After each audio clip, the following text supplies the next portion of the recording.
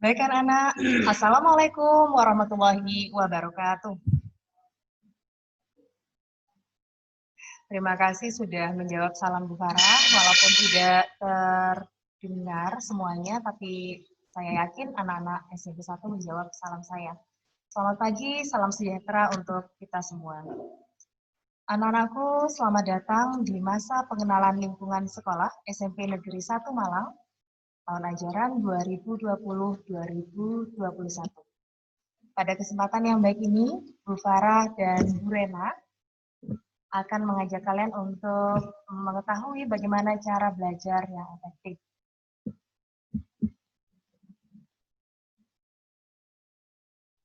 Ketika mendengar kata belajar,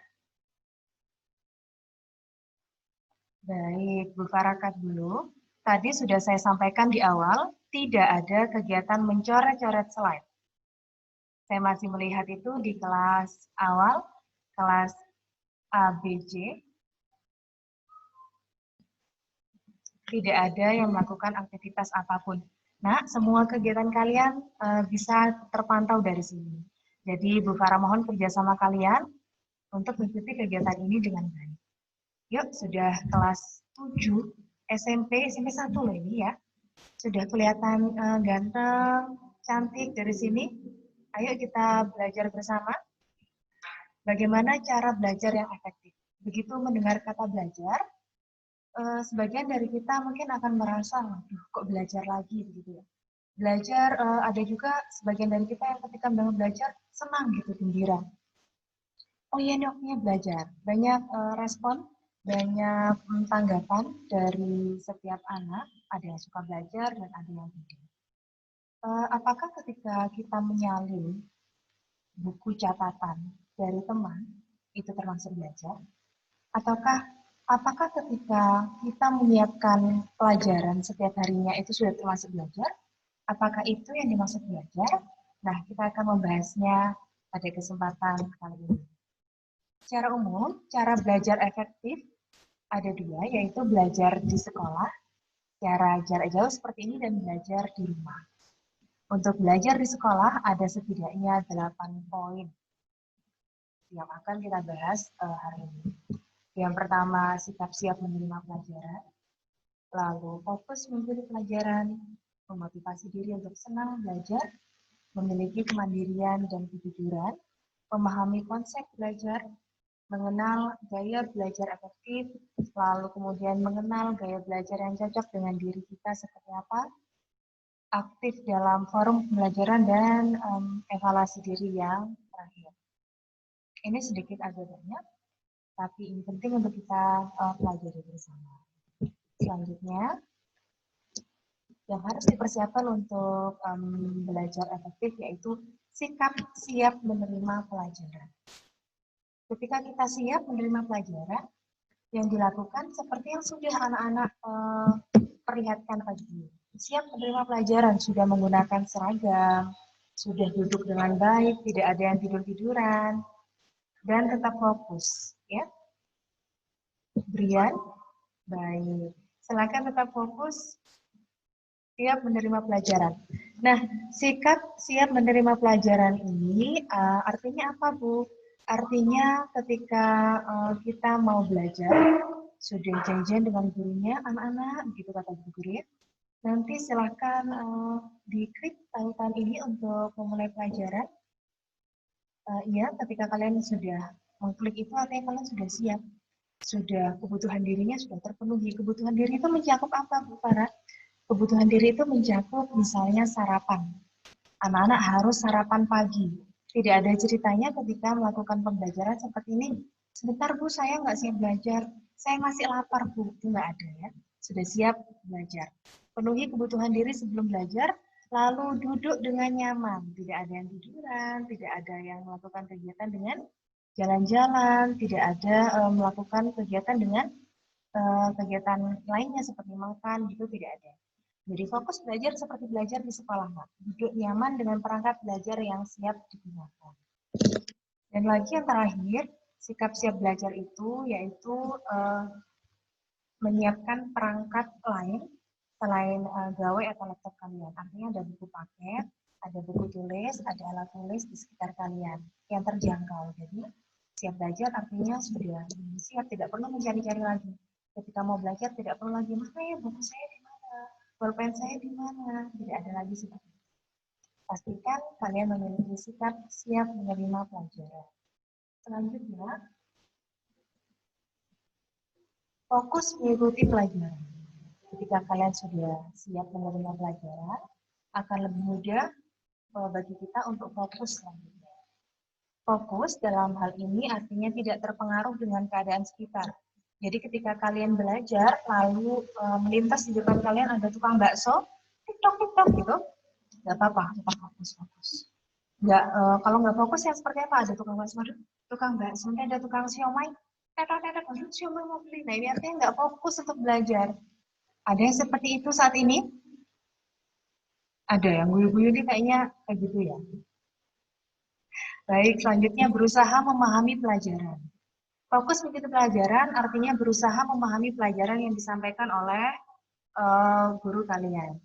Bagaimana cara memahami pelajaran? Bisa menggunakan catatan kecil, ditulis poin-poin pentingnya, atau mengingatnya dengan baik apa yang sudah disampaikan oleh guru. Yang terakhir, berusaha tidak menyela pembelajaran dengan aktivitas lain.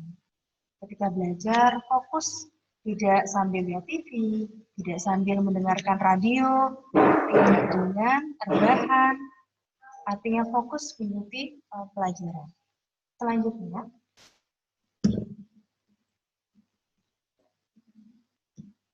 memotivasi diri untuk senang belajar.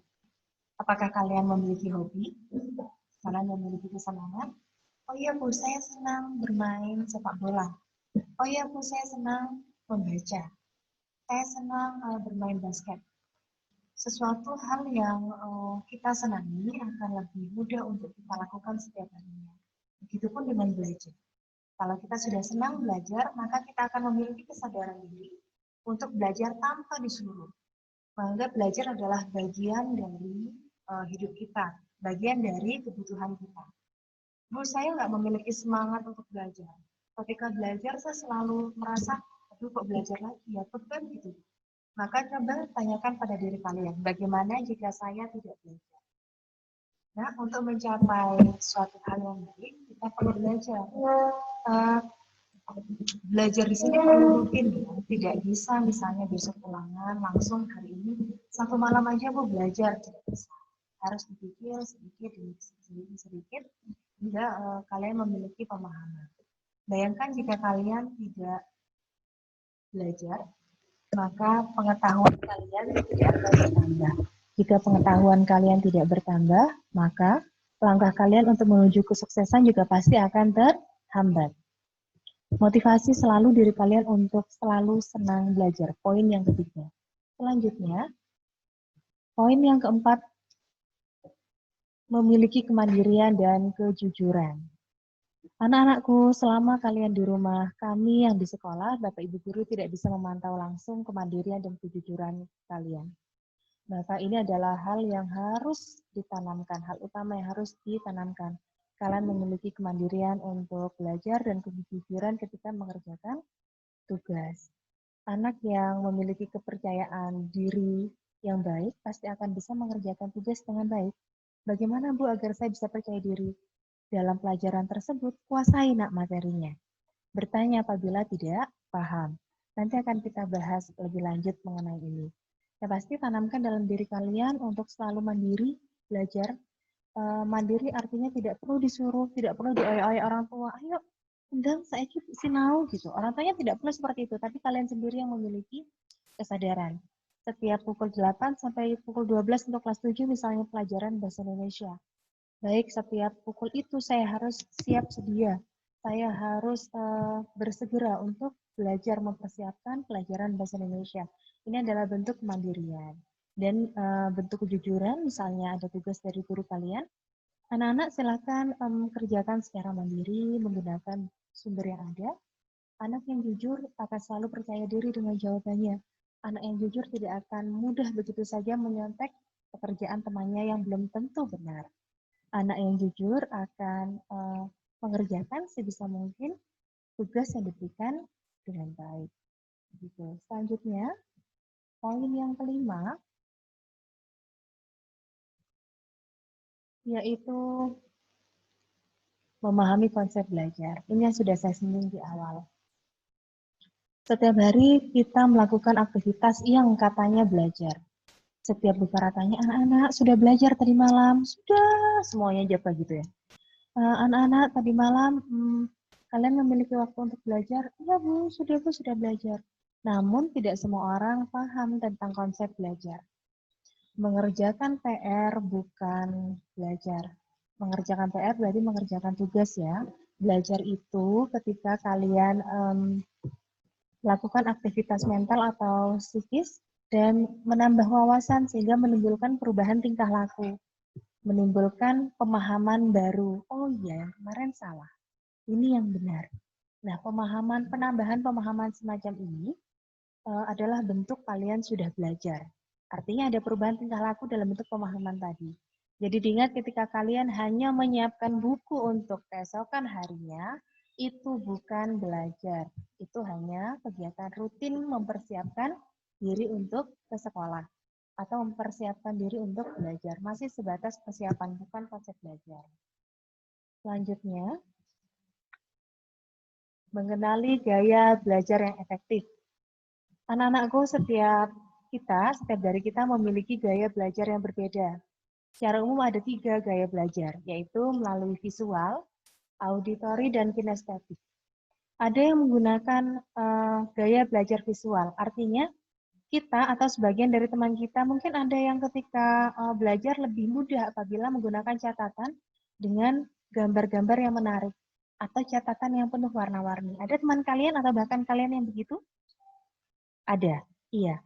Ada juga yang akan lebih mudah belajar ketika berada di tengah keramaian atau merasa mudah apabila belajar menggunakan musik.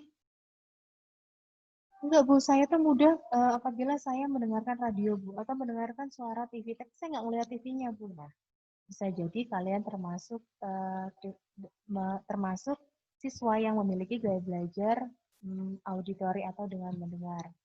Ada pula siswa yang suka belajar dengan cara kinestetik.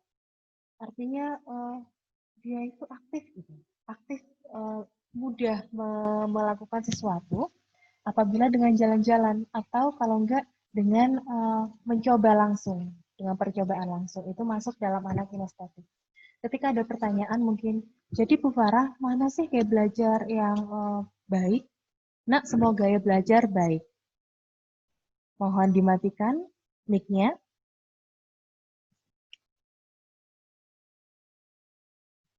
Semua gaya belajar baik, baik itu visual maupun auditori dan kinestetik, ketiganya memiliki karakteristik yang berbeda.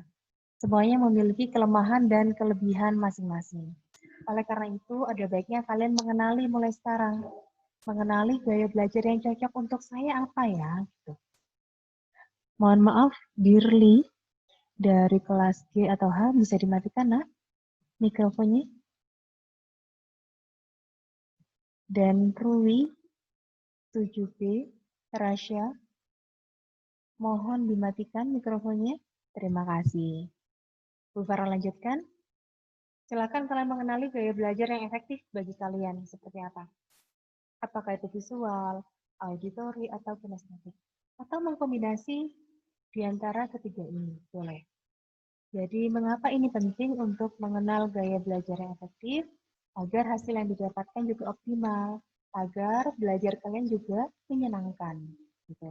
Selanjutnya, setelah mengenal, nah ini tadi mengenal gaya belajar yang cocok dengan diri sendiri, sudah ya, sudah Bu Farah jelaskan. Selanjutnya, aktif bertanya dalam forum belajar. Ketika ada dalam forum belajar seperti ini, saya harap kalian aktif bertanya. Nanti ketika sesi pertanyaan dibuka. Aktif bertanya dalam forum belajar menunjukkan bahwa kalian sudah belajar, sudah menambahkan wawasan baru, sehingga ada pemahaman yang ingin ditanyakan.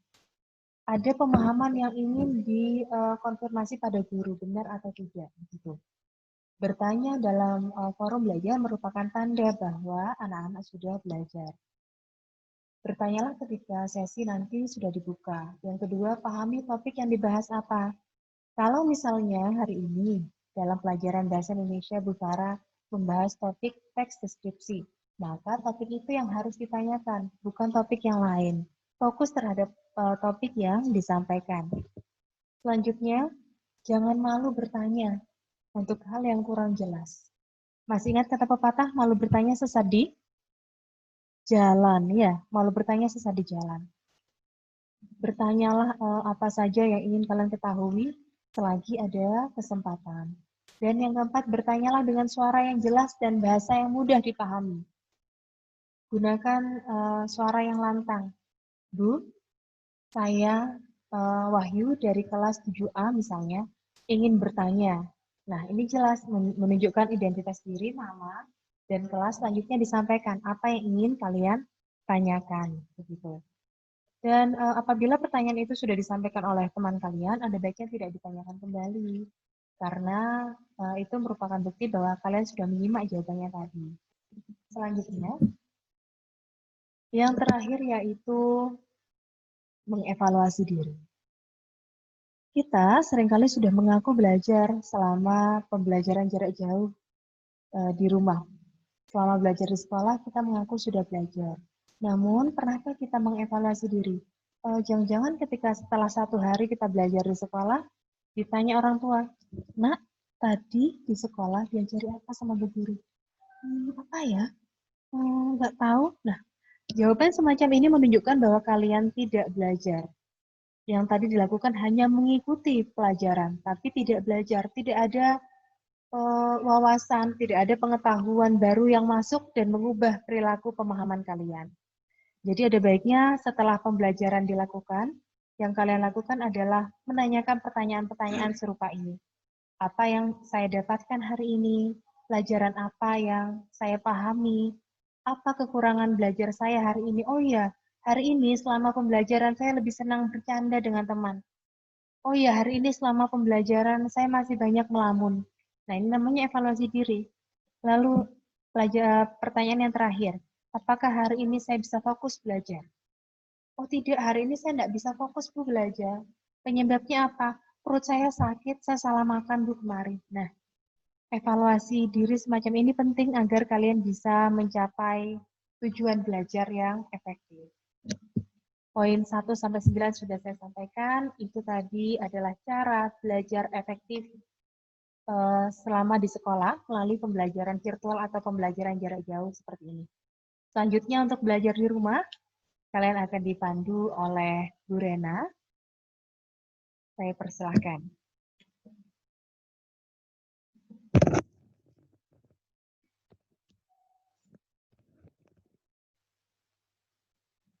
Terima kasih Bu Farah. Assalamualaikum warahmatullahi wabarakatuh. Selamat pagi anak-anak. Apa kabar? Sehat semua? Ya, semua harus sehat, semangat ini. Ya, meskipun sudah jam kedua, masih jam kedua, masih ada jam selanjutnya. Ya, semua tetap semangat. Nah, ya, ketika kalian berada di sekolah, ketika kalian berada di rumah, dimanapun kalian belajar, tetap semangat. Ya, nah, Ananda, kalian tadi sudah diajarkan oleh Farah tentang materi belajar di sekolah atau belajar jarak jauh. Ya, nah sekarang adalah belajar di rumah. Jadi ini digunakan ketika kalian nanti sudah dalam keadaan kita semua dalam keadaan normal ya, mudah-mudahan ya segera sehingga kalian bisa masuk ke sekolah. Tapi belajar di rumah itu yang bagaimana? Ya belajar tetapi berada di rumah, di luar sekolah. Ananda, pertama yang akan kalian ketahui adalah aku adalah pelajar. Ya, nah kalian harus sadar siapa aku. Aku anak Rorodowo. Aku anak Jalan Ijen. Aku anak orang kaya. Aku anak orang miskin. Aku anak bungsu. Aku anak sulung dan sebagainya. Siapapun dari kalian, dimanapun kalian berada, ya kalian adalah pelajar. Siapa itu pelajar? Pelajar itu secara umum adalah merupakan individu yang ikut serta dalam proses belajar. Nah, proses belajar itu dilaksanakan di mana? Di sekolah. Tetapi, ya, di rumah pun kalian juga tetap belajar, tetap mengalami proses belajar. Proses belajar itu tidak harus selalu di depan papan tulis, di depan Bapak Ibu guru, kemudian ada bangku, ada meja. Tidak, proses belajar itu dimanapun. Di rumah kita mendapatkan proses belajar apa, pengalaman belajar apa? Aku mendapatkan pengalaman belajar dari contoh ibuku. Ibuku rajin sekali. Setiap pagi beliau menyiapkan masakan, setiap pagi beliau bekerja di rumah, ya, mendidik dengan baik, merawat putra-putrinya dengan baik. Ayahku juga demikian. Ayahku adalah pekerja keras di luar, ya. Pulang sudah capek, tapi masih menyempatkan bertemu dengan anak-anak, mengajak bicara dan sebagainya. Contoh-contoh yang baik itu juga pelajaran untuk kalian, ya. Apalagi kalau sudah kalian mengaji atau mungkin yang beragama non-muslim ada sekolah minggu, ya. Nah, kalian mendapatkan pelajaran apa? Berbakti kepada orang tua, berbakti kepada keluarga, ya, kemudian berbakti kepada Tuhannya, ya, dengan kewajibannya dan sebagainya. Itu semua adalah yang dialami oleh pelajar SMP Negeri 1 Malang, ya. Nah, Ananda, kalau kalian di rumah adalah juga seorang pelajar, harus ingat, ya, kewajibannya apa? Belajar pengalaman-pengalaman yang saya sebutkan tadi, ya, juga belajar apa lagi? Pembelajaran yang tadi kalian dapatkan di sekolah. Nah, pembelajaran yang kalian dapatkan di sekolah itu perlu diulang lagi di rumah. Itu namanya belajar, ya, baik yang sudah dimengerti maupun yang belum dimengerti. Jadi, ketika kalian nanti datang dari sekolah, ya, di rumah, kemudian ada waktu untuk belajar, maka kalian ingat-ingat, jam pertama, kedua bahasa Indonesia, lalu kamu buka buku bahasa Indonesia, kamu baca aja, yang ini aku udah paham, semakin memahami. Yang ini aku belum paham, ini tentang teks deskripsi. Nah, berarti apa yang harus aku lakukan? Kalian bisa tanya, ya, kepada kakakmu mungkin ada di rumah, ya. Kemudian kamu bisa WA, WhatsApp temanmu. Tadi yang tentang masalah yang ini gimana ya?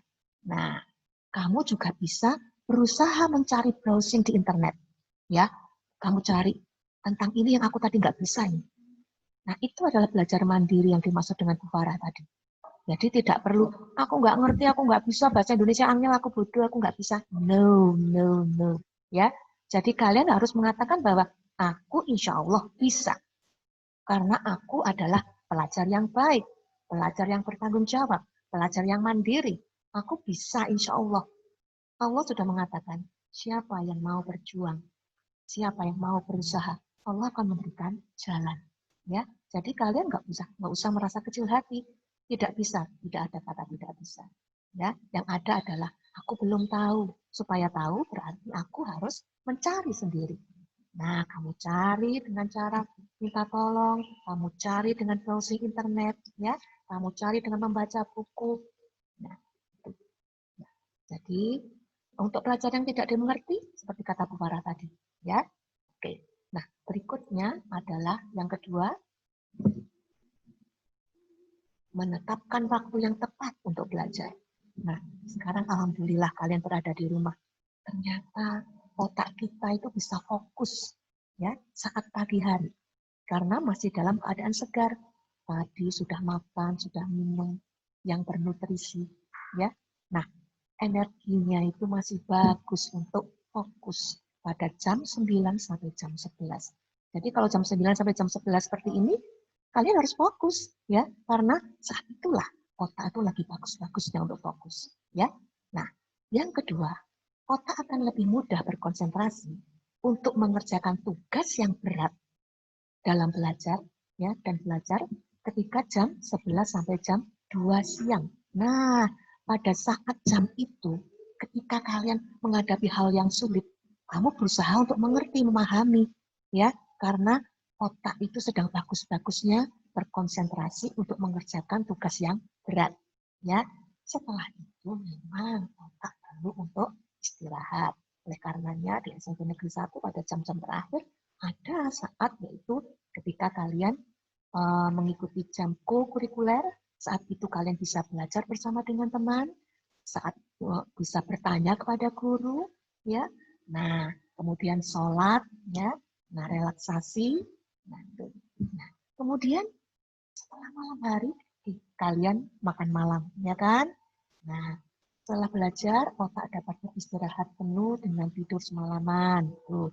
Oleh karenanya, pada waktu terbaik otak untuk belajar adalah jam 6 sampai 8 malam. Nah, sebelum tidur, jam 6 sampai 8 malam, waktumu pakailah untuk mengulang pembelajaran yang kamu belum mengerti. Ya, pembelajaran yang perlu didalami lagi. Tidak ada, nggak ada PR hari ini, hore, aku main game. No, no, no, kamu pelajar loh. Pelajar mulai hari Senin sampai dengan hari Jumat. Tetap belajar.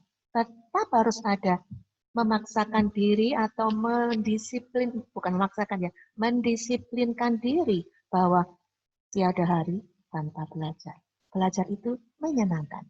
Ya, oke. Yang berikutnya, mampu mengenali pelajaran yang kurang dipahami. Nah, tadi Bu Farah sudah menjelaskan, kalau ada yang nggak mengerti, kalau anak-anak yang fokus, pasti akan mengerti mana pelajaran yang dimengerti, yang sudah dipahami, dan mana yang belum. Nah, kalau ada yang belum dipahami, catat. Ya, dicatat. Ini yang aku nggak ngerti. Nah, lalu catatan itu untuk apa? Nanti saat co-kurikuler, bisa ditanyakan kepada teman-temannya atau kepada gurunya. Yang kelihatannya pinter matematika tuh anak itu, maka aku akan dekati, ya. Dan anak yang baik pasti anak yang nggak medit, ilmunya akan bertambah banyak. Kenapa? Ketika dia ditanya teman, dia menemui, oh iya ya, kalau ada masalah ini, aku jadi ngerti. Nah, maka jadilah orang yang tidak medit, ya. Jadilah orang yang mau berbagi ketika kalian punya ilmu. Siapa yang mau berbagi, membagikan ilmunya, semakin bertambah ilmunya. Ya. Kemudian yang berikutnya, mencari solusi dengan menambah referensi bacaan sebagai tambahan sumber belajar. Jadi, siapa nih ya yang masih menyalakan mikrofonnya? Nah, coba dimatikan sayang. Matikan, Nak. Oh ya. Oke. Terima kasih anak-anak, dengarkan ya. Dengarkan ya, jangan ramai ya. Oke, baik anak-anak. Nah, kalian perlu. Jadi jangan dikatakan bahwa nggak ada PR, sudah bebas. Enggak. Ya, maka kamu perlu, kayaknya pelajaran yang kemarin tuh ada yang aku belum ngerti deh. Ya, bahasa Inggris aku belum ngerti, gimana caranya mengucapkan ini, bagaimana caranya menyapa, bagaimana caranya berterima kasih. Tadi ada yang nggak ngerti, kalau begitu aku coba sih cari video untuk anak-anak yang menyatakan greetings, yang mengatakan thanking ya. Nah, kamu cari sendiri, maka semakin bertambah ilmumu. Jadi kamu akan semakin senang. Ya, ternyata ada banyak video-video pembelajaran yang menyenangkan yang akan membuat kamu menjadi lebih kaya bahasa Inggrismu. Ya, oke. Berikutnya adalah jika tidak dapat diatasi sendiri, sampaikan kepada orang tua. Anak-anak, kita punya keterbatasan. Ya, ketika kalian tidak mampu, sudah tanya sana, tanya sini, kok masih nggak ngerti-ngerti ya. Ya. Kemudian cari-cari sumber kok masih belum ngerti ya. Maka sampaikan kepada orang tua. Kita memang punya keterbatasan dalam arti bakat ya. Ada yang bakatnya mungkin di pelajaran bahasa, tapi mungkin kurang di matematika. Nah, bukan berarti kamu tidak bisa, ya. Bukan berarti kamu tidak bisa karena belum tahu. Tapi kalau sudah tahu kuncinya nanti, insya Allah bisa. Yakin itu. Oleh karena itu kamu perlu orang-orang yang bijak, antara lain orang tua, ya, sehingga orang tua akan memberikan solusi kepadamu. Ya, apakah mungkin dicarikan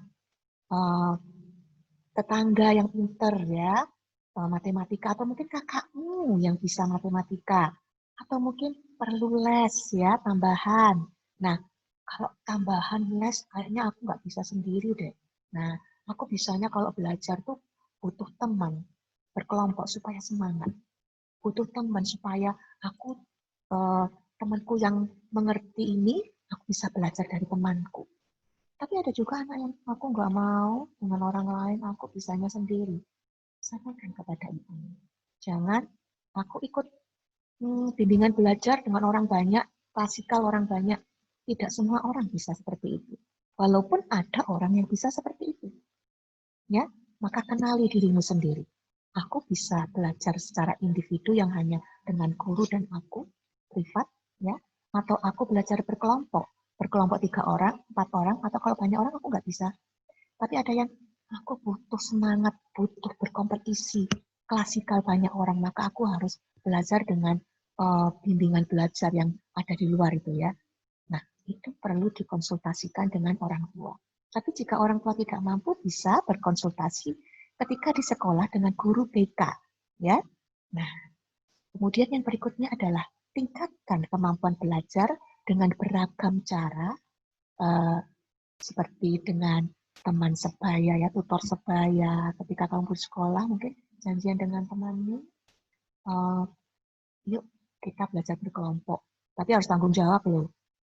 Ya, tanggung jawab itu berkelompok itu harus tahu orang tuanya juga semua mengawasi bersama-sama. Jadi kalau kamu belajar kelompok dengan kelas 7A dengan sesama dengan kelas 7A ya, nah nanti sesama orang tuanya harus saling kontak juga untuk mengawasi kalian belajar. Belajar beneran enggak? Ya. Nah, dalam satu kelompok kalau kamu belajar itu harus ada anak yang pintar di bidangnya, anak yang sedang, dan ada yang kurang. Kemudian ketika kalian bersama-sama menjadi sebuah kerjasama yang baik, ya. Yang kurang bisa belajar dari yang lebih juga bisa belajar dari yang kurang. Semakin kaya kalian. Kemudian belajar kelompok, membuat resume catatan kesimpulan ya. Nah, garis besar apa tadi yang aku dapat ya ketika aku belajar mengikuti pelajaran apa ya, lalu kalian catat yang penting-penting garis besarnya itu namanya resume. Oke, sehingga ketika kamu akan mengulang lagi di rumah nanti, kamu lebih mudah mengetahui ya. Nah, kalau ada ulangan sudah nggak perlu belajar ngoyo lagi ya sampai kamu nggak tidur. Alasannya mau ulangan disalahkan ya. Nah, padahal kalau kamu sudah membuat resume, kemudian mengulang lagi, mengadakan waktu untuk belajar, ya. Nah, tentu tidak akan bekerja yang sekian kerasnya sehingga pada saat ulangan tinggal ngantuk etok, ya, karek kesel etok karena energinya udah habis untuk lembur semalaman. Itu cara belajar yang salah, Anda. Ya, oke. Yang berikutnya adalah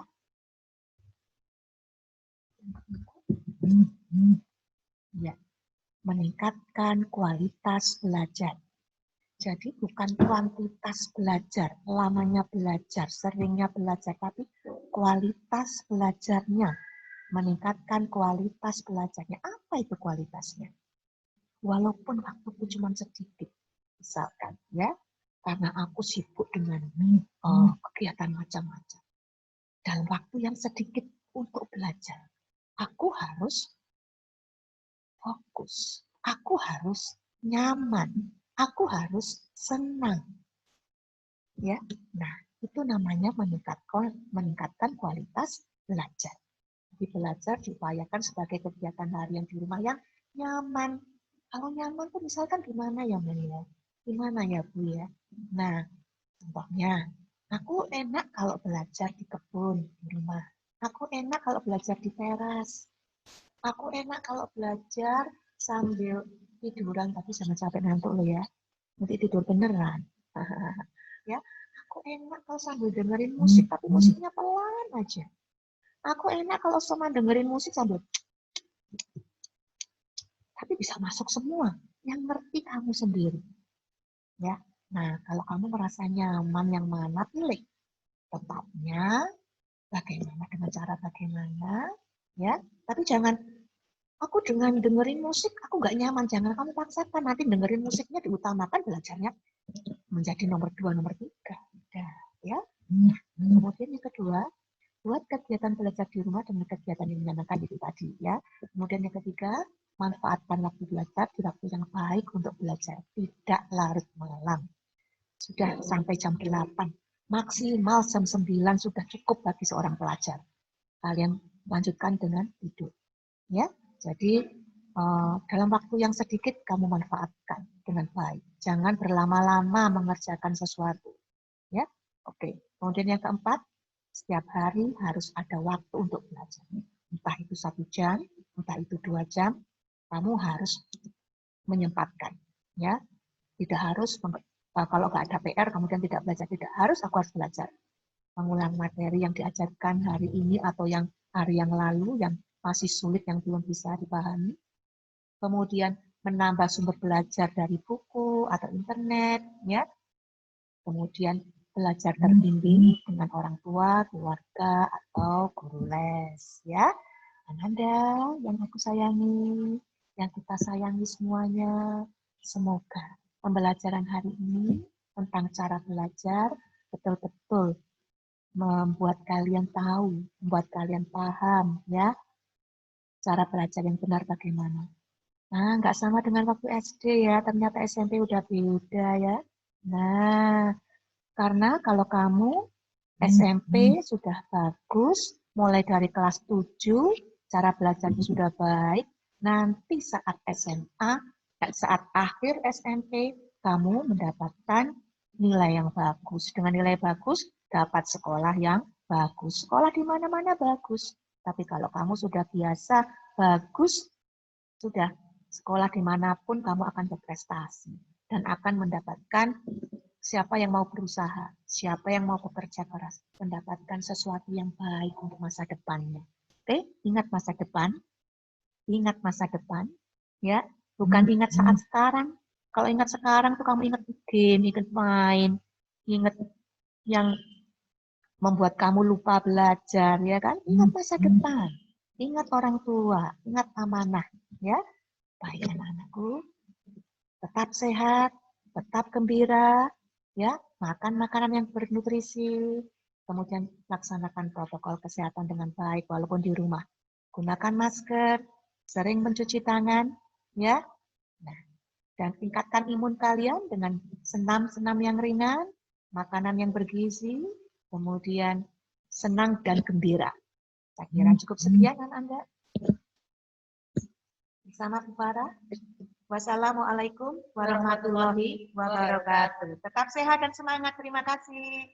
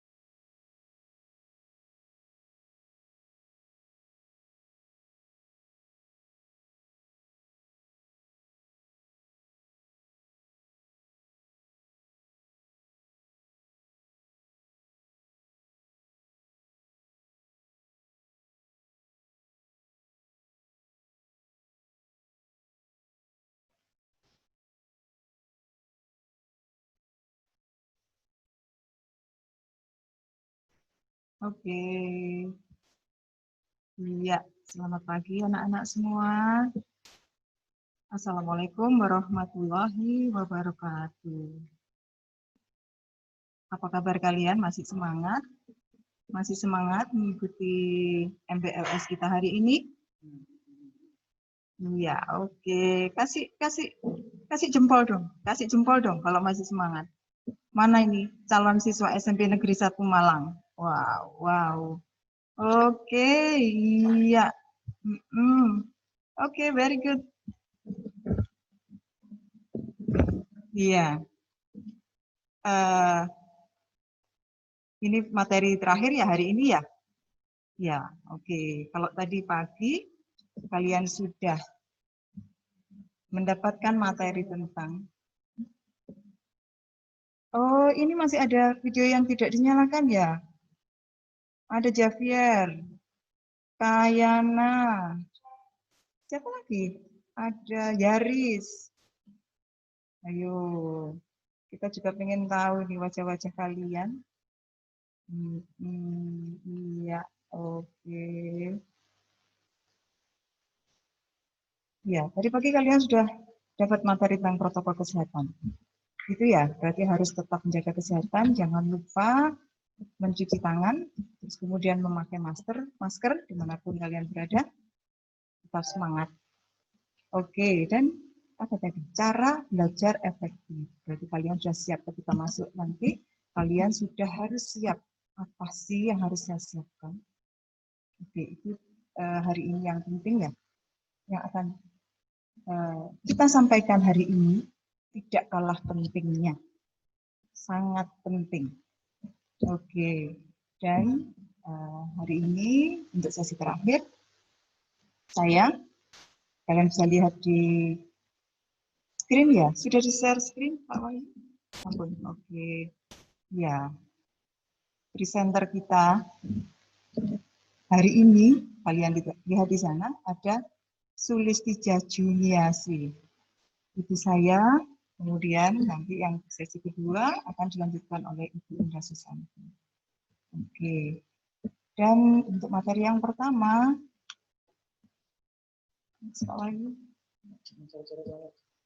ini kenapa ada yang coret-coret layar ya? Ayo, jangan coret-coret layar. Tolong jangan mengganggu. Nah, ini akan berkaitan dengan materi yang akan Ibu sampaikan ini. Ya, apa sih yang mau kita sampaikan hari ini? Next, Pak Aung. Iya, coba kalian baca. Coba kalian baca, itu kita tentang apa hari ini. Pendidikan karakter dan, ya, ada penguatan pendidikan karakter dan tata krama. Tapi untuk sesi pertama, Menjen akan menjelaskan tentang penguatan pendidikan karakter. Tapi sebelum kita bicara tentang penguatan pendidikan karakter, kita akan bahas dulu apa sih karakter itu, apa sih karakter. Ada yang tahu nggak ya karakter apa ya?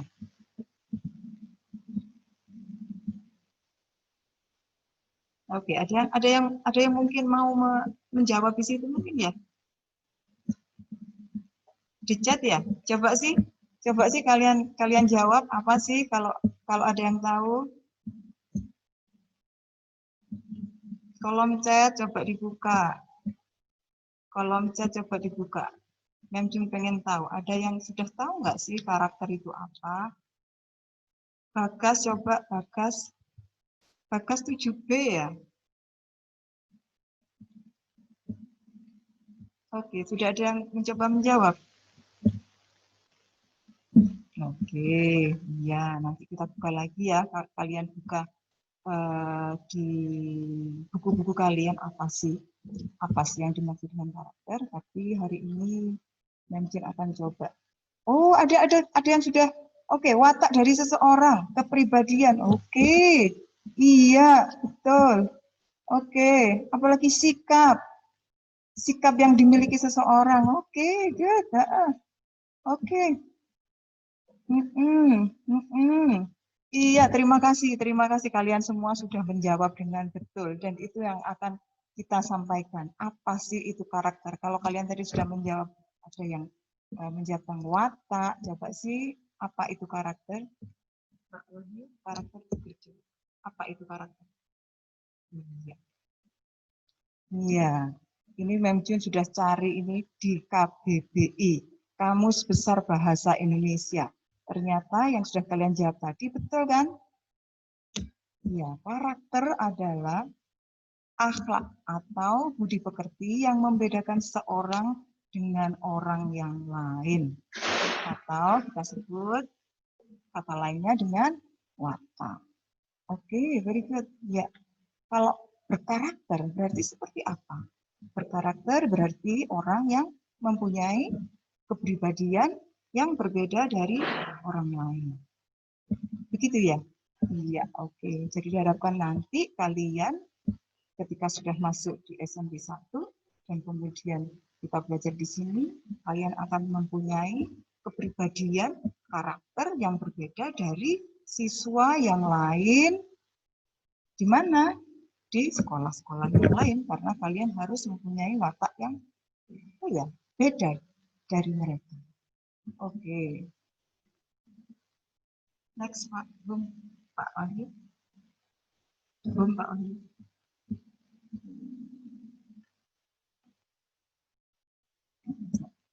Oke, sekarang coba kita masuk dalam pengertian PPK.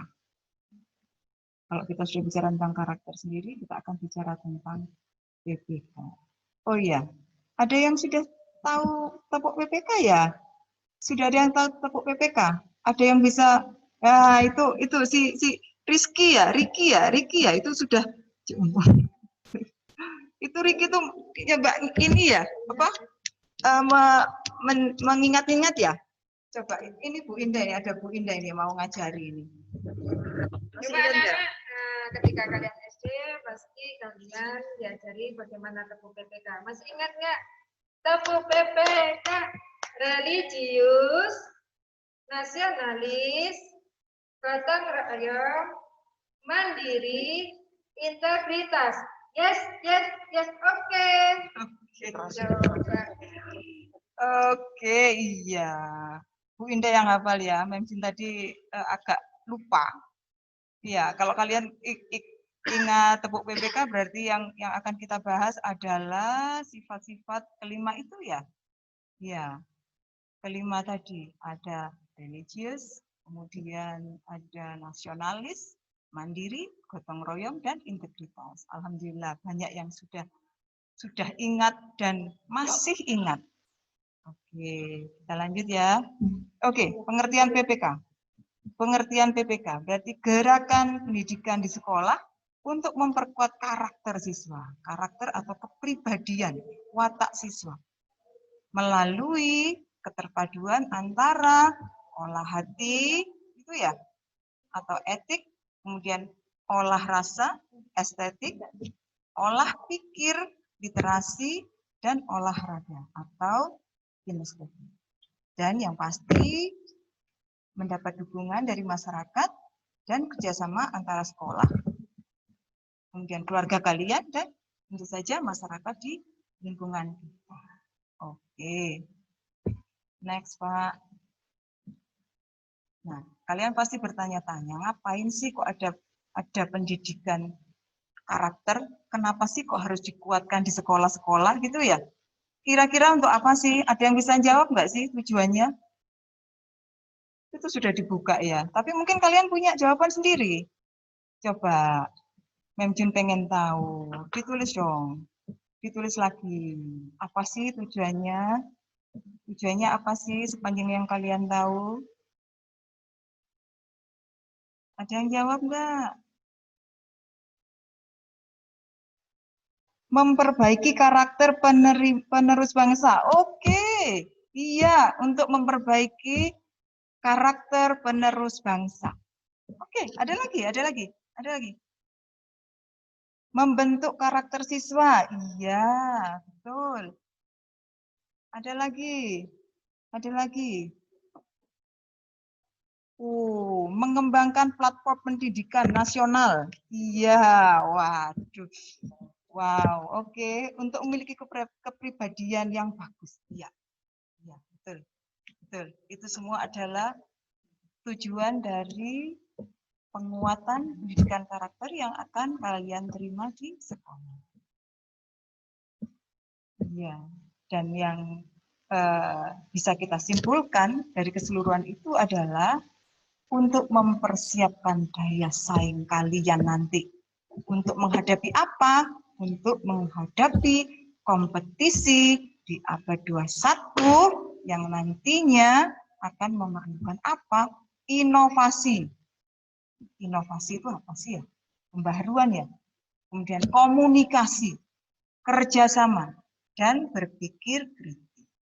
Jadi sebagai generasi penerus bangsa yang sudah kalian tadi sebutkan seperti itu, abad 21, keterampilan yang harus kalian punyai adalah kalian harus mampu berinovasi, membuat pembaharuan, berkomunikasi dengan baik, kemudian bekerja sama.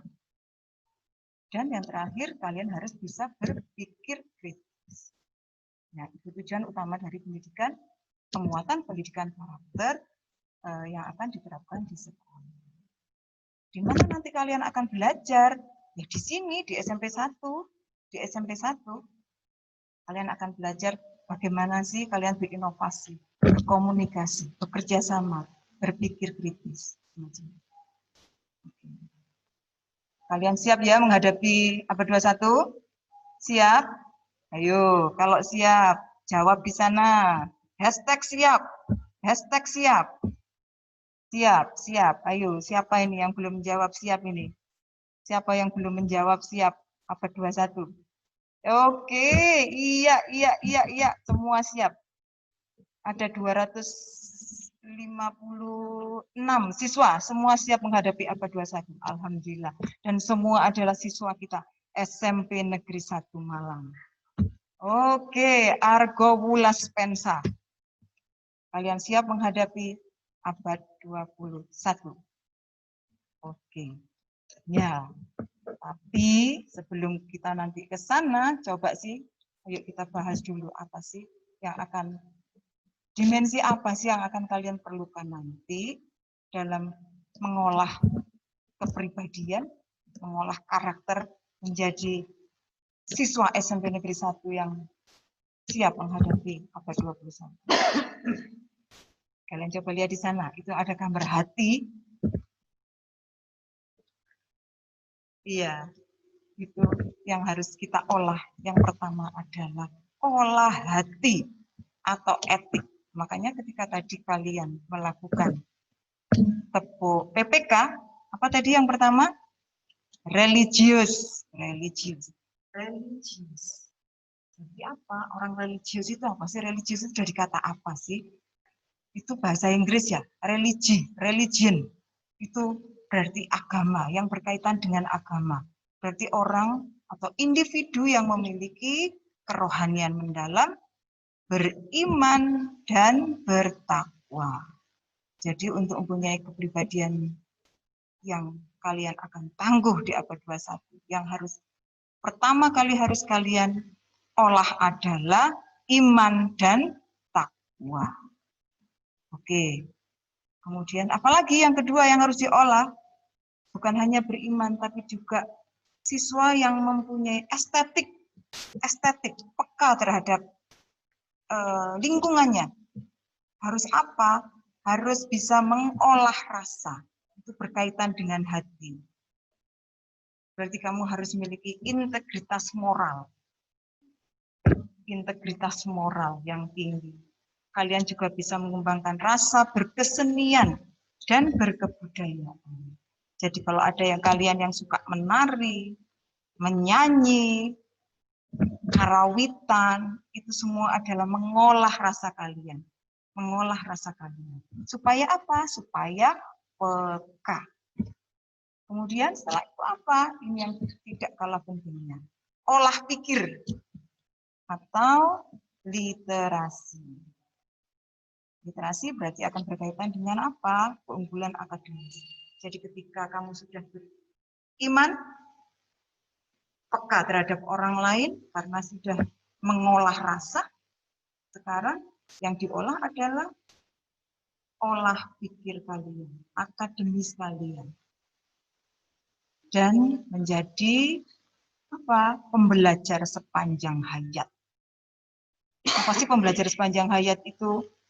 Apa harus di SMP 1 terus ya, Mem ya? 3 tahun, 4 tahun, 5 tahun, 6 tahun ya? Gitu ya? Iya, Aril. Gitu tak Aril? Bukan ya? Iya, apa sih maksudnya? Jadi kalian harus tetap semangat belajar dimanapun kalian berada.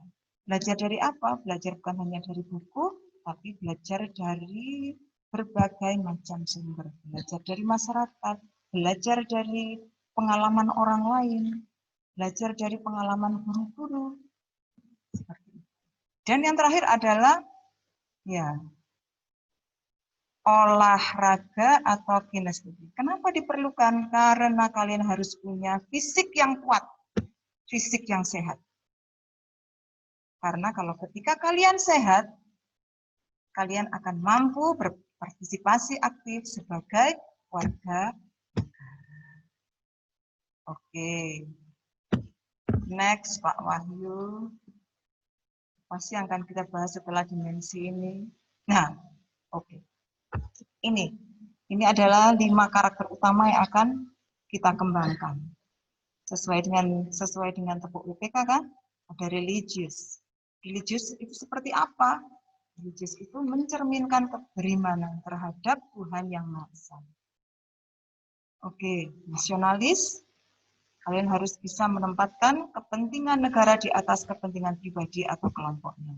Tidak boleh egois.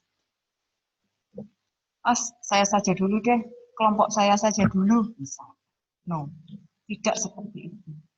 Apa yang bisa kita kerjakan bersama-sama untuk kepentingan orang lain, berarti itu yang harus kita utamakan. Kemudian yang ketiga adalah gotong royong. Kalian lihat di sana mencerminkan tindakan menghargai semangat kerjasama dan bahu-membahu menyelesaikan masalah bersama. Loh, Mem, kalau kerjasama di kelas boleh enggak? Kira-kira boleh enggak? Ayo hashtag boleh atau tidak kerjasama di kelas? Hashtag boleh atau tidak kerjasama di kelas? Boleh. Ada yang jawab boleh itu. Tidak boleh atau boleh? Tidak boleh. Enggak boleh. Boleh. Itu ada boleh itu. Besar sekali. Tidak boleh. Enggak boleh. Oke, tidak boleh. Iya. Kalau kerja sama di kelas ya janganlah. Janganlah. Kerja sama di kelas boleh, tapi ketika apa? Ketika apa kok kira-kira? Ketika apa? Ayo hashtag lagi, apa yang boleh kerjasama di kelas? Hashtag lagi. Ketika berkelompok, oke. Ketika saat ada tugas kelompok, saat piket, iya betul, itu boleh. Boleh, Mam, boleh kerjasama itu, iya. Boleh di kelas dengan catatan. Ya. Oke, kalau nyontek itu termasuk kerjasama atau bukan sih? Ayo hashtag lagi, nyontek. Hashtag. Nyontek itu termasuk kerjasama bukan? Bukan. Oke. Itu sudah kelihatan ini sudah kelihatan karakternya siswa Argowulas Arek Gunung Lawu Rolas. Itu sudah kelihatan ketika ditanya berani menjawab dengan betul, dengan benar. Oke. Lanjut, Pak Wahyu. Integritas. Belum. Kurang dulu. Kembali. Iya, oke. Integritas. Setelah gotong royong, kalian harus punya sifat yang berintegritas. Apa sih integritas itu? Upaya menjadikan diri sebagai orang yang selalu dapat dipercaya dalam perkataan, tindakan, dan pekerjaan. Berarti apa ini? Dalam bentuk apa berarti? Dalam bentuk apa kira-kira? bertanggung jawab. Kalian harus menjadi orang yang bisa bertanggung jawab. Bertanggung jawab di mana? Di kelas. Ketika kalian diberikan satu tugas misalkan, ya, kerjakan dengan baik. Bertanggung jawab dengan pekerjaan kalian. Ya, seperti itu contoh kalau di kelas. Dan terakhir adalah mandiri. Mandiri itu apa sih? Mandiri berarti tidak bergantung pada orang lain dan mempergunakan tenaga, pikiran, waktu untuk merealisasikan harapan, mimpi, dan cita-cita. Oke, jadi itu 5 karakter utama yang harus kalian kembangkan dan kita akan belajar bersama-sama di Spensa mengembangkan karakter, 5 karakter yang akan menjadikan kalian berbeda dari siswa yang lain, siswa yang siap untuk berkompetisi di abad ke-21. Next, Pak Wan. Ya, ini ada beberapa, kalau kita tadi sudah membahas tentang apa sih itu dimensi karakter, kemudian apa saja yang harus dikembangkan. Ini kita akan bahas tentang apa saja sih kegiatan yang kita kembangkan di SMP 1 Malang, agar kalian bisa berkembang sesuai dengan karakter itu. Religius, itu ada banyak kegiatan yang akan kalian terima nanti, yang akan kalian lakukan ketika pembelajaran di SMP 1. Imtak dan ibadah bersama. Ada peringatan hari besar agama dan kegiatan keagamaan yang lain, misalkan Idul Adha mungkin, terus kemudian ada baksos, bakti sosial. Next Pak Wali. Nanti kita tunjukkan gambar-gambarnya. Nasionalis. Setiap pagi kita ada apel pagi bersama. Kita akan menyanyikan lagu Indonesia Raya bersama. Dan yang selama ini kita lakukan, itu biasanya ketika anak-anak datang pagi, jam 6:30, tanpa dikomando, anak-anak sudah meletakkan tasnya di kelas, kemudian berbaris di lapangan, kemudian dipimpin oleh kakak-kakakmu, dan kita akan apel bersama. Berbaris rapi, kita akan melaksanakan apel bersama. Kemudian ada upacara bendera yang akan kalian laksanakan nanti setiap hari Senin. Kemudian ada peringatan Hari Besar Nasional, ada yang terutama HUT RI, dan hari besar yang lain. Oke, next.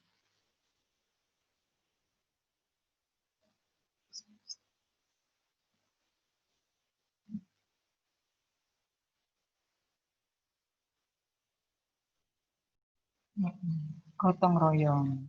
Kita juga mengembangkan karakter gotong royong di SMP 1 Malang. Ada kegiatan Jumat bersih yang ya semacam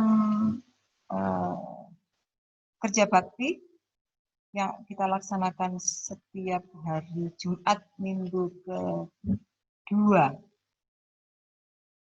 Kemudian ada bakti sosial, biasanya kita laksanakan di panti asuhan dan itu kita laksanakan setiap tahun sekali. Kita punya kerjasama dengan beberapa panti asuhan di Malang. Kemudian tentu saja ada piket termasuk gotong royong dan itu akan kalian laksanakan setiap hari secara bergantian. Kalian akan punya jadwal piket sendiri di sana. Kemudian kalian akan melaksanakannya juga. Selain piket kelas, kalian juga akan punya piket-piket yang lain. Ada piket sampah, ada piket kamar mandi. Ya, jangan membayangkan kalau piket kamar mandi itu, aduh, atau piket sampah itu, aduh, apa sih? Bukan seperti itu. Ya, kalian akan melihat nanti ada foto-foto di sana. Kalian akan melihat betapa menyenangkan piket bersama, karena di sana kalian bisa mengembangkan sikap gotong royong. Oke, next. Oke. Karakter integritas. Ada literasi. Literasi dilaksanakan setiap hari. Kalian akan membaca 15 menit pada saat kurikuler. Kemudian ada tampilan literasi setiap bulan sekali pada minggu ketiga. Kemudian ada latihan dasar kepemimpinan, itu biasanya untuk mereka yang akan ikut OSIS atau MPK. Dan kemudian ada pemilihan dan pelantikan OSIS dan MPK. Oke, Pak Wahyu.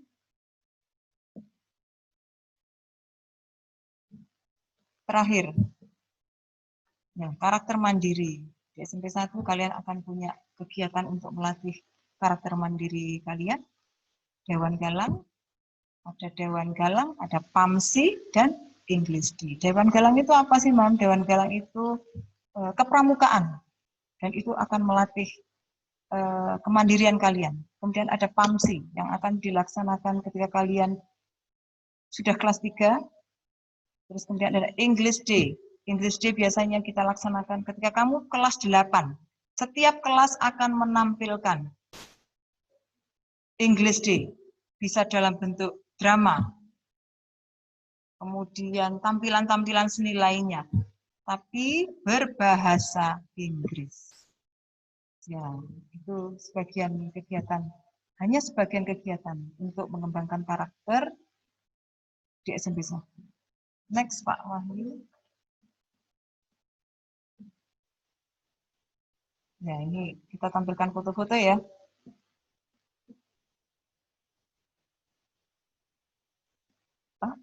Foto? Iya, ini ada imtak, kegiatan keagamaan lain. Di sana itu ada imtak setiap pagi, kalian akan duduk di lapangan, ada tausiah yang akan disampaikan oleh teman-temanmu sendiri, bergantian. Mulai kelas 7, 8, 9, yang sebelumnya diawali dengan membaca Asmaul Husna bersama. Oke, kalau itu teman-temanmu Muslim, yang di tengah adalah teman-temanmu non-Muslim. Mereka akan berkumpul bersama di satu tempat dan akan mengadakan imtak seperti kalian juga. Kemudian sholat bersama, sholat duha bersama, sholat duhur, sholat asar, kemudian peringatan hari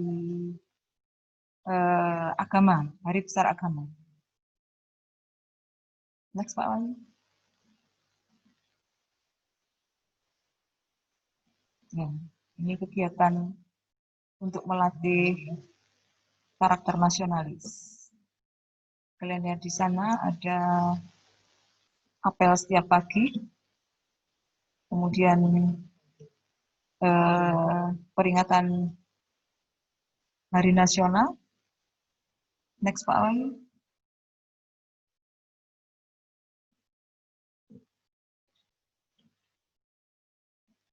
Dan ini untuk karakter integritas. Kalian bisa membaca buku di perpustakaan, kemudian membaca buku bersama di lapangan, biasanya 1 bulan sekali. Kemudian ada pemilihan ketua OSIS. Kamu lihat di sana, ketika pemilihan seperti pemilu untuk memilih presiden. Iya, kalian akan memberikan suara kalian di masing-masing bilik. Siapa sih yang kalian pilih akan jadi ketua OSIS. Oke.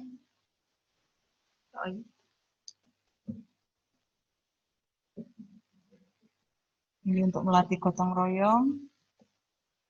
Nah, coba kalian perhatikan itu. Ada piket sampah, Jumat bersih.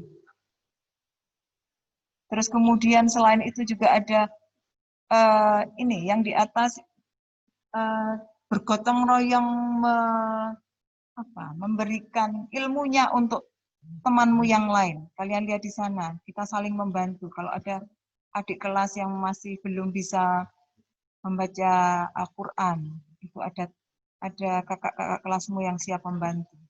Itu termasuk karakter gotong royong. Kemudian yang terakhir, mohon jangan coret-coret ya, jangan dicoret-coret, Nak. Iya, ini ada kegiatan untuk mengembangkan karakter kemandirian kalian. PAMSI. Jangan khawatir, kalian nanti pasti akan melaksanakan semua kegiatan ini. PAMSI, English Day. Iya. Oke.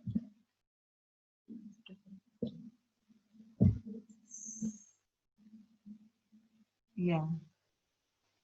Demikian yang bisa Mem Jun sampaikan. Jadi jangan lupa bahwa pendidikan karakter adalah untuk mempersiapkan kalian menghadapi persaingan abad 21. Dan semua kegiatan yang sudah ditampilkan di layar tadi, itu adalah untuk melatih kalian untuk menyiapkan menjadi generasi abad 21 yang berkarakter dan berpribadi. Ya, demikian dari Mem Jun, akan dilanjutkan oleh Bu Indah untuk tata krama. Untuk Indah.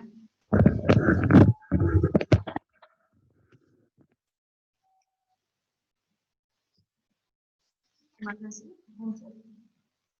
Anak-anak masih semangat? Tulis hashtag kalian di kolom komentar hashtag semangat. Soalnya ini dilihat dari sini, dari kamera sini banyak yang sudah nanya-nanya sambil terasa kepalanya sudah berat sekali. Coba mana semangatnya?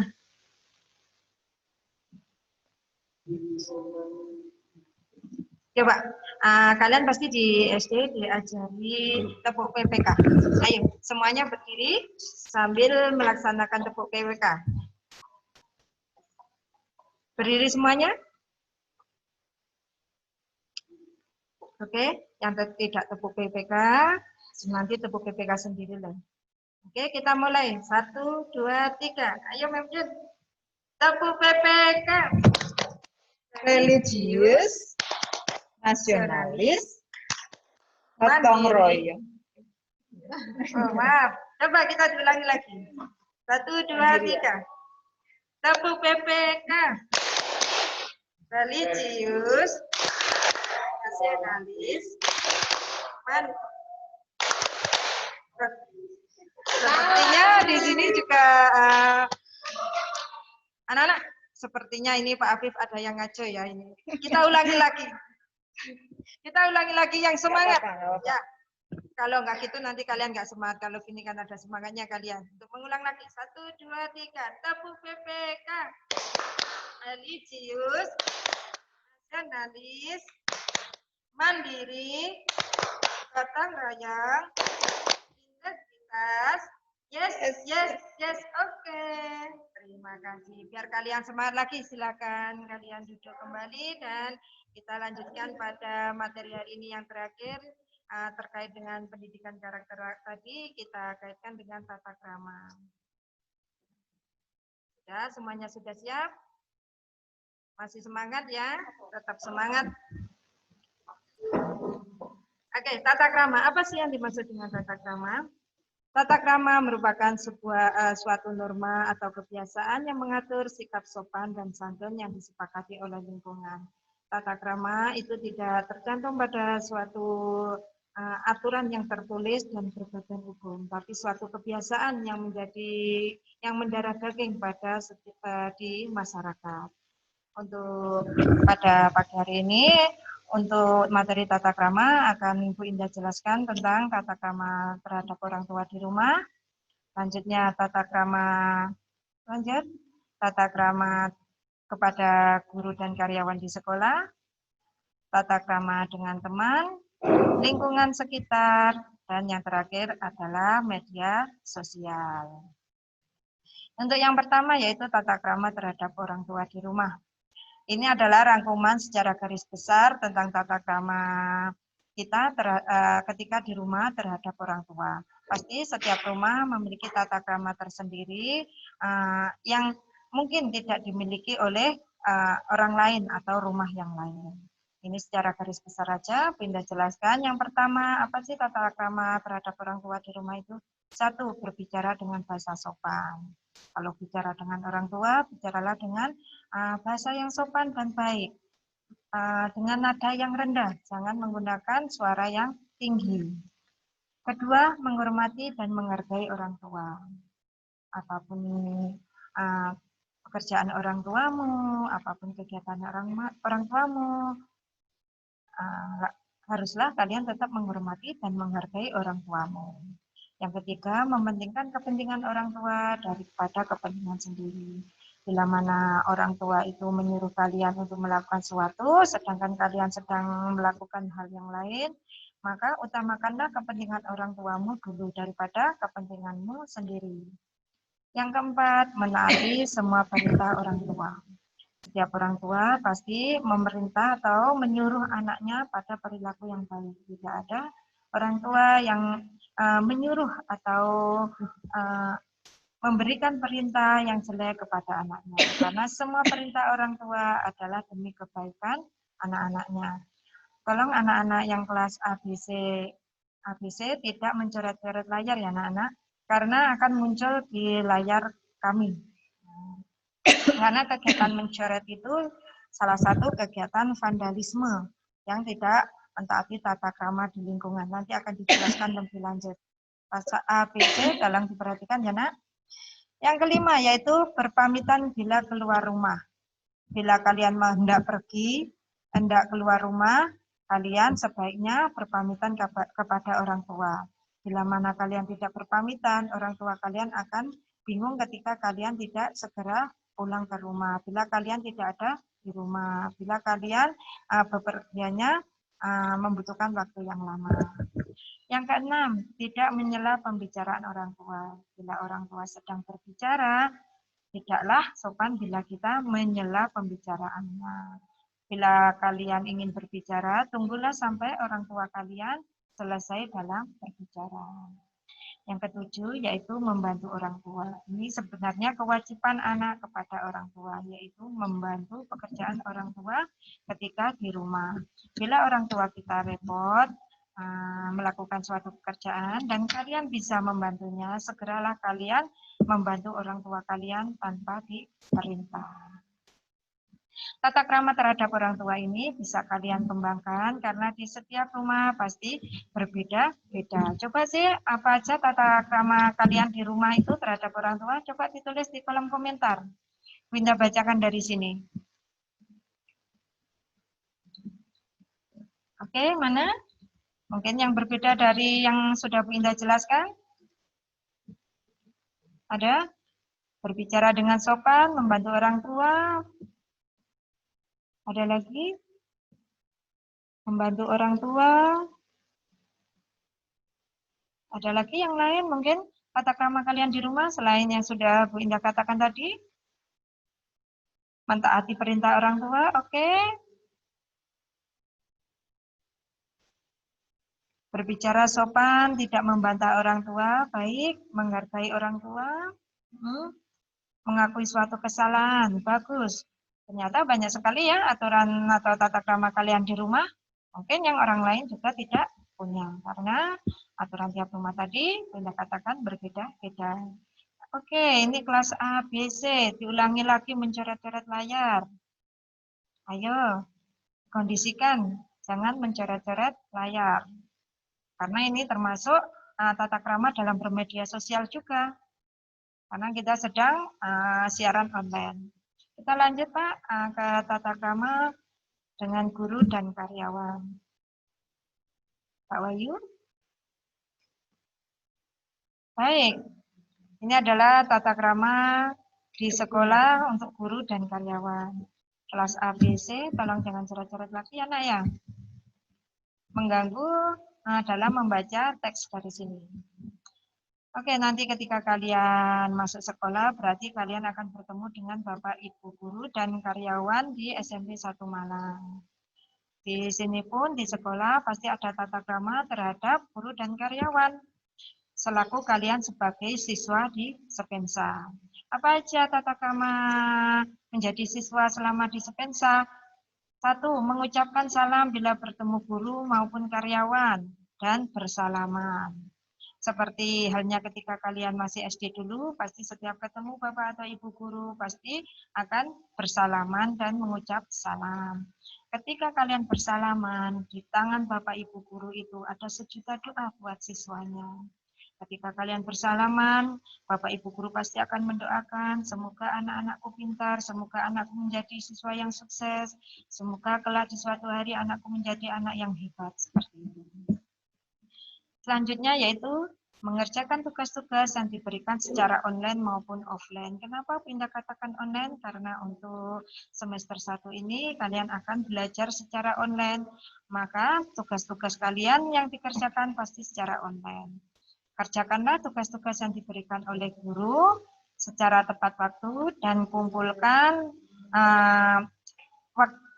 sesuai waktu yang diberikan oleh guru. Jangan sampai menumpuk tugas ya anak-anak sehingga tugas yang banyak menimbulkan kalian malas untuk menyelesaikan. Selanjutnya yaitu bersikap sopan kepada guru dan karyawan.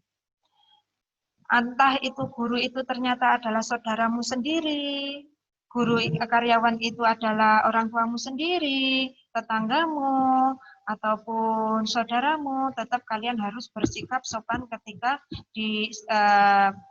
di lingkungan SMP 1. Kalian harus memanggil namanya sesuai dengan aturan di sekolah. Walaupun itu orang tuamu sendiri, kamu tetap harus memanggil nama Bapak Ibu guru sesuai namanya. Selanjutnya yaitu tata krama di sekolah yaitu mentaati perintah guru. Sama halnya dengan orang tua, guru adalah orang tuamu di sekolah. Perintahnya sama juga dengan orang tua. Pasti semua perintah guru adalah hal-hal yang baik demi kalian. Tidak ada perintah guru yang menjerumuskan kalian ke hal yang jelek, sehingga kalian harus mentaati semua perintah guru, seperti kalian harus mentaati perintah orang tua. Selanjutnya yaitu mendengarkan ketika guru menjelaskan. Ini sangat penting. Walaupun secara online seperti ini, kita tidak bisa bertemu bertatap muka, kita hanya berlewat lini masa, tapi kalian wajib mendengarkan guru menjelaskan. Kalian tetap harus semangat, duduk tegak ketika mendengarkan guru menjelaskan materi. Tidak hanya untuk menjaga kesopanan, tapi dengan kalian mendengarkan guru menjelaskan, kalian akan memahami dan lebih mudah paham tentang materi yang diberikan. Selanjutnya yaitu menggunakan bahasa yang halus, sopan, baik berbicara secara langsung maupun di media sosial. Gunakan bahasa yang sopan, jangan bahasa yang kekinian ketika berbicara dengan Bapak Ibu guru maupun karyawan. Kalau bisa gunakan bahasa yang baku, yang sopan dan halus. Ketika kalian bertemu Bapak Ibu guru maupun di media sosial. Untuk di media sosial nanti akan Bu Indah jelaskan lebih lanjut. Lanjut, Pak.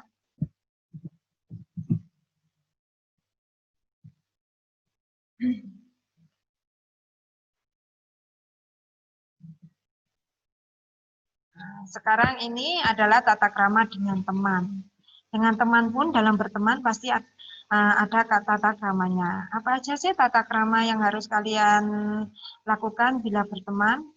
1. Berbicara dengan baik tanpa menyinggung perasaan.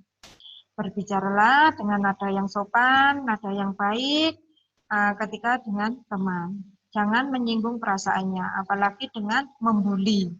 Membuli dengan nama orang tua, membuli body shaming, mengkaitkan dengan anggota tubuh, itu sangat tidak baik. Karena pasti akan menyinggung perasaan teman kalian.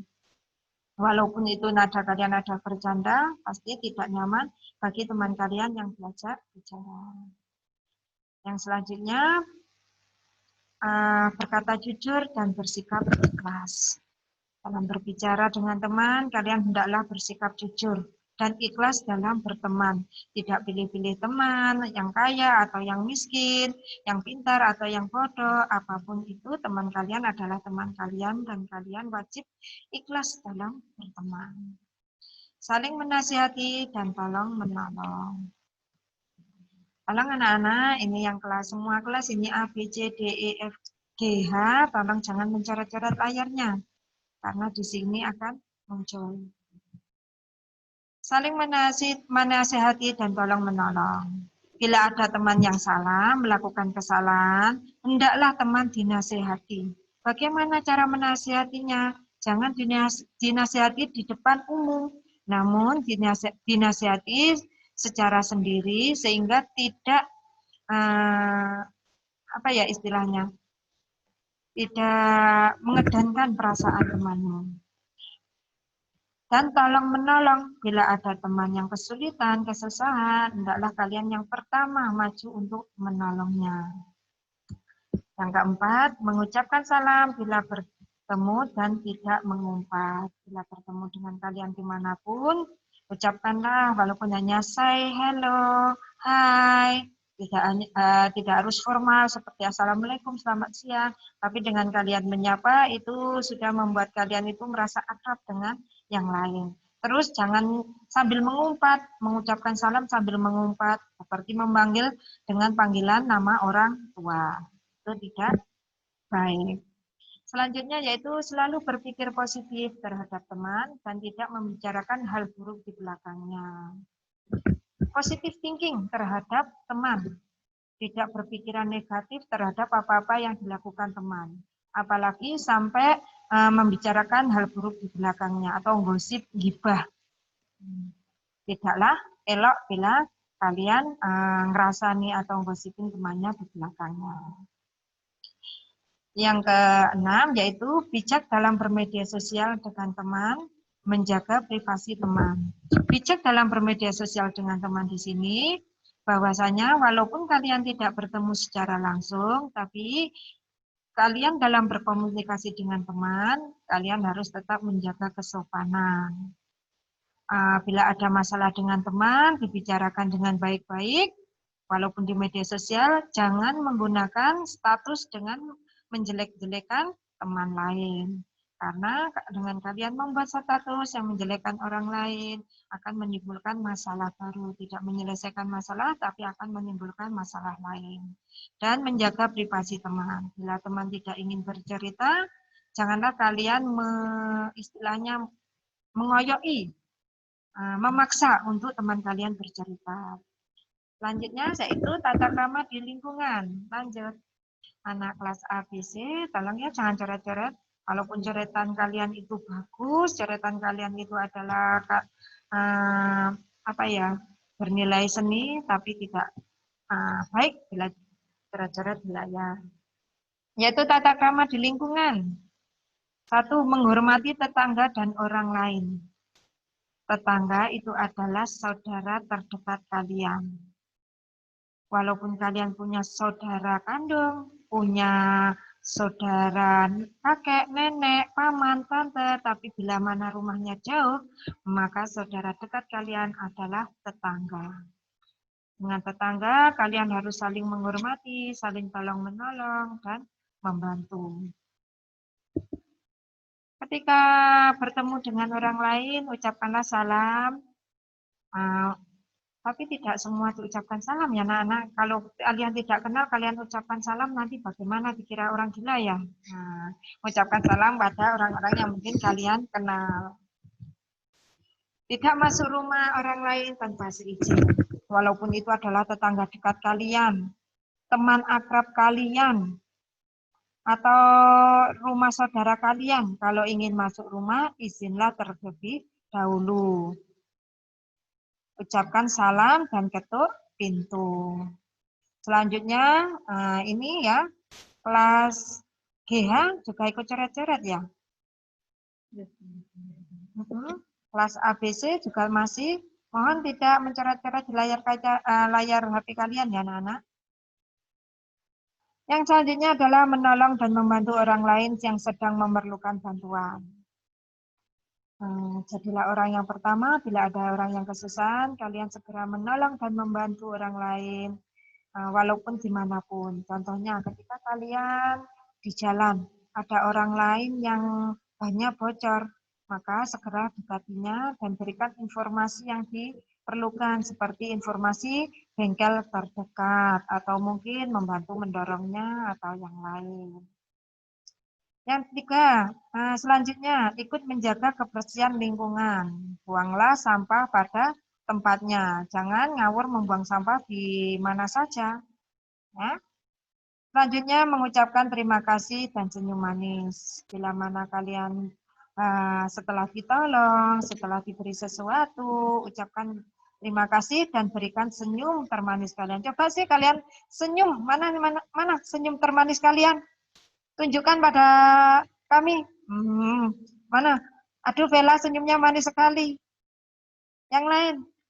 Para Nadif, mana senyumnya? Rizky, mana senyumnya? Yang tengah ini. Rehan, mana senyumnya? Nabila, senyumnya? Oke. Masih tetap semangat ya, Nana? Kita lanjut. Selanjutnya yaitu setelah mengucapkan terima kasih dan senyum manis, selanjutnya yaitu memiliki toleransi yang tinggi. Kita hidup di negara yang memiliki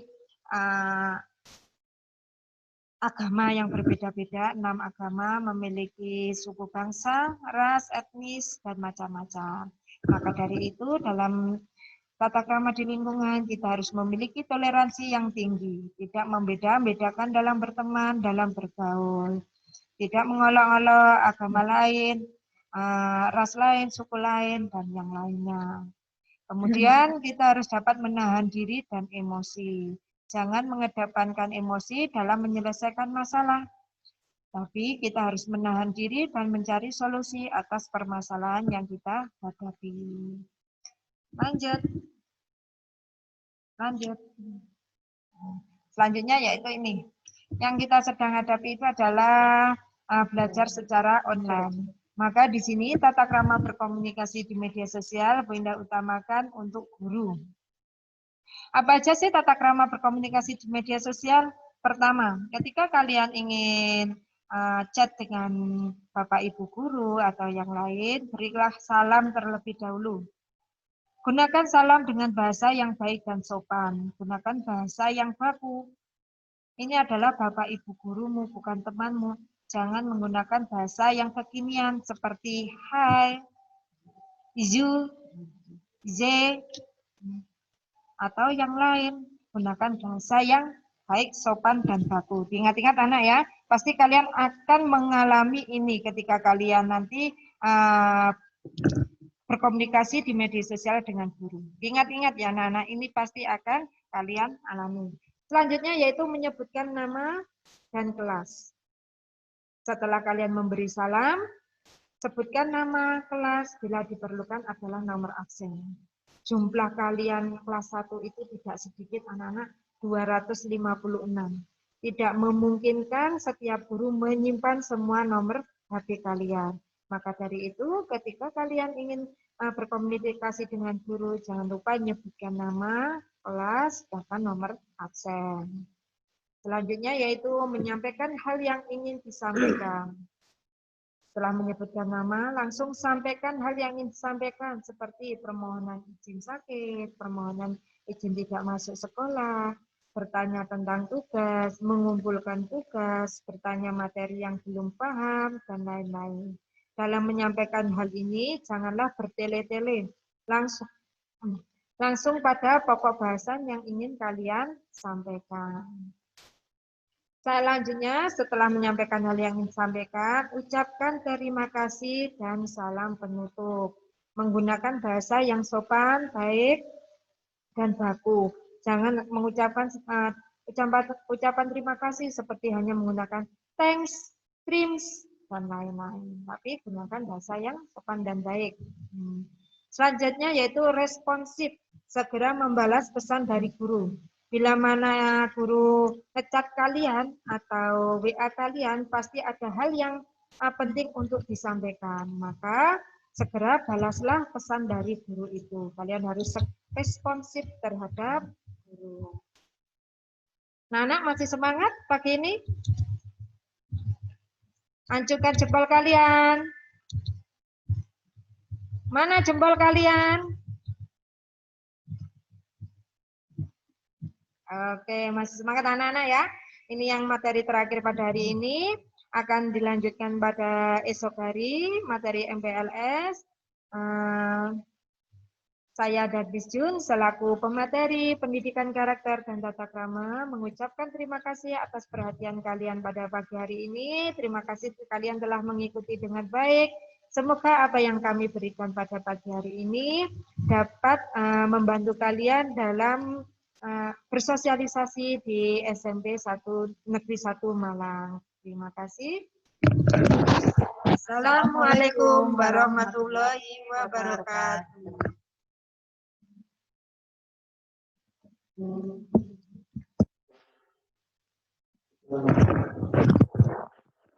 Ya, anak-anak, terima kasih sudah mengikuti MPLS hari kedua. Untuk selanjutnya kalian bisa beristirahat. Kita akan melanjutkan MPLS di hari ketiga besok. Tetap jaga kesehatan, jangan lupa atur pola makan dan olahraga. Terus sampaikan salam kami kepada orang tua. Semoga besok kalian dapat mengikuti MPLS hari ketiga dengan semangat yang baru. Saya dan Pak Wahyu pamit undur diri. Sampai berjumpa besok. Wassalamualaikum warahmatullahi wabarakatuh.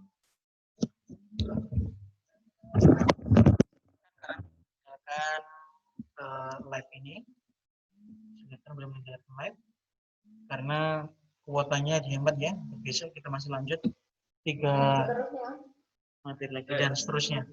Terima kasih.